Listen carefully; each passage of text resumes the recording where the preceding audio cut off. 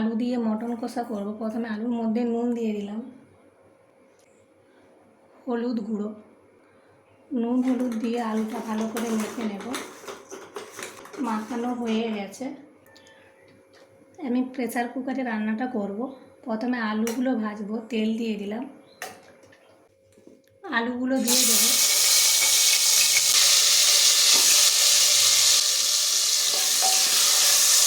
আলুগুলো ভেজে নেব।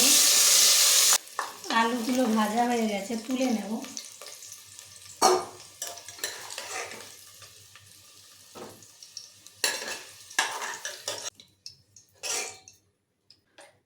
আর একটু তেল দিয়ে দেব। তেলের মধ্যে 4টে এলাচ, 5টা লবঙ্গ, 2 টুকরো দারচিনি আর 2টো তেজপাতা দিয়ে দিলাম। একটু নেড়ে চেড়ে নিলাম। 3টে পেঁয়াজ কুচি, পেঁয়াজটা খুব ভালো করে ভেজে নেব। পেঁয়াজ ভাজা হয়ে গেছে। 2 টেবিল চামচ আদা রসুনের পেস্ট দিয়ে দেব। 2 টেবিল চামচ ক্যাপসিকাম কুচি, 6টা চেরা কাঁচা লঙ্কা, 2টো টমেটো কুচি ভালো করে ভেজে নেব। ভাজা হয়ে গেছে। এখন গুঁড়ো মশলাগুলো দিয়ে দেব। 1 টেবিল চামচ ধনে গুঁড়ো, 1 টেবিল চামচ জিরে গুঁড়ো, 1 চা চামচ লঙ্কার গুঁড়ো, 1 চা চামচ হলুদ গুঁড়ো। অল্প একটু জল দিয়ে দিলাম। এখন মশলাটা খুব ভালো করে কষিয়ে নেব।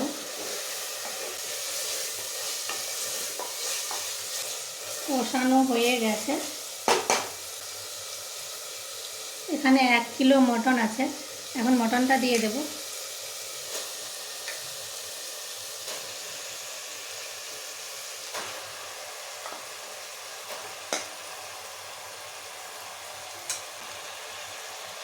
পরিমাণ মতো নুন। আর মটনটাও খুব ভালো করে কষিয়ে নেব।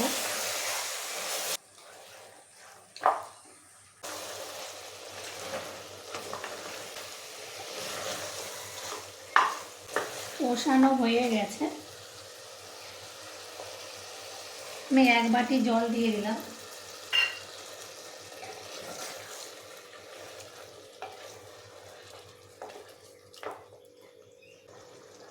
ঢাকনাটা বন্ধ করে দেব। এখন আমি 4টে সিটি দেব।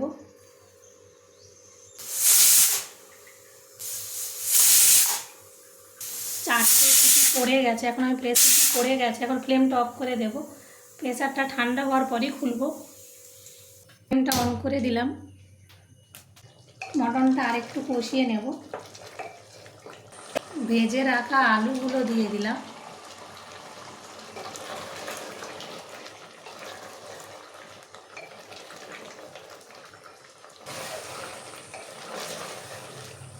কষানো হয়ে গেছে। এখন জল দিয়ে দেব।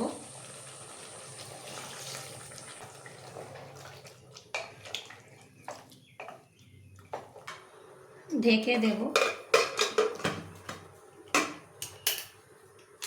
ঢেকে আবারও 3টে সিটি দেব।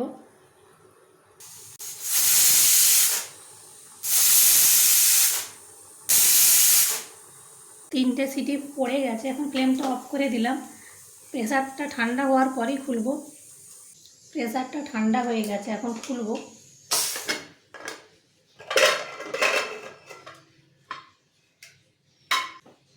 ফ্লেমটা অন করে দিলাম।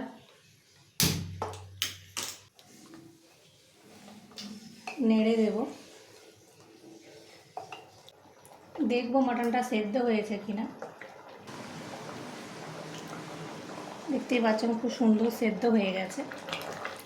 নুনটা দেখে নেব। নুন ঠিক আছে। 1 চা চামচ গরম মশলার গুঁড়ো,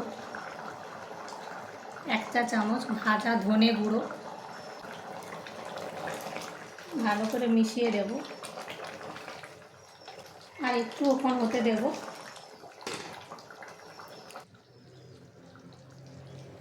রান্না হয়ে গেছে। এখন ফ্লেমটা অফ করে দেব।